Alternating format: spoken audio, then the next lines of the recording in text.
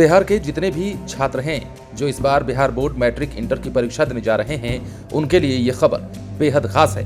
अब बोर्ड के द्वारा गाइडलाइन जारी कर दिया गया है और फाइनल गाइडलाइन में क्या कुछ दिशा निर्देश दिए गए हैं वो हम आपको बताने जा रहे हैं। दरअसल बिहार विद्यालय परीक्षा समिति ने कहा है कि इंटरमीडिएट या मैट्रिक परीक्षा के एडमिट कार्ड में त्रुटि रहने पर भी यानी कि गलती रहने पर भी परीक्षा देने की अनुमति मिलेगी।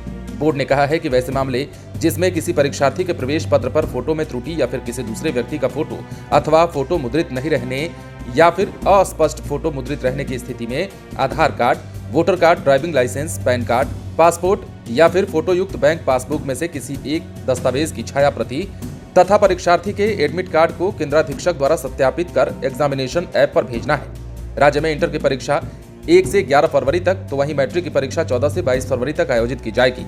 पहचान पत्र की छाया प्रति राजपत्रित अधिकारी से सत्यापित कराकर ही जमा कराना होगा। मूल पहचान पत्र के साथ परीक्षार्थी को स्वयं उपस्थित होना होगा।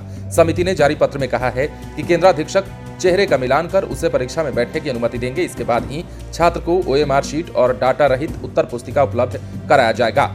परीक्षार्थी द्वारा जमा किए गए साक्ष्य की प्रति के साथ उसे बिहार विद्यालय परीक्षा समिति को फॉरवर्ड किया जाना होगा। इसके अलावा ऐप संचालन के लिए कंप्यूटर शिक्षक और कर्मियों को प्रशिक्षित किया जाएगा। इंटर सैद्धांतिक परीक्षा 2023 1 से 11 फरवरी तक संचालित होगी। कदाचार मुक्त परीक्षा संचालन कराने के लिए और परीक्षा के दौरान उपस्थिति, अनुपस्थिति और निष्कासन संबंधित डाटा को एग्जामिनेशन ऐप के माध्यम से समिति को भेजा जाना है।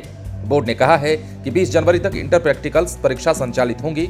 इसके अलावा यह भी कहा गया है कि शिक्षण संस्थान ही परीक्षा केंद्र होंगे। संस्थान के प्रधान केंद्राधीक्षक के दायित्व में ये सारे एग्जाम लिए जाएंगे। इसके अलावा बोर्ड ने कहा है कि इंटर परीक्षा की उत्तर पुस्तिकाओं के मूल्यांकन और अन्य गोपनीय कार्य के लिए शिक्षकों की डायरेक्टरी ऑनलाइन अपडेट कराया गया है। जिन शिक्षण संस्थान के प्रधान द्वारा शिक्षकों की सूची ऑनलाइन अपडेट नहीं की गई है, उन सभी की सूची वेबसाइट पर डाल दी गई है।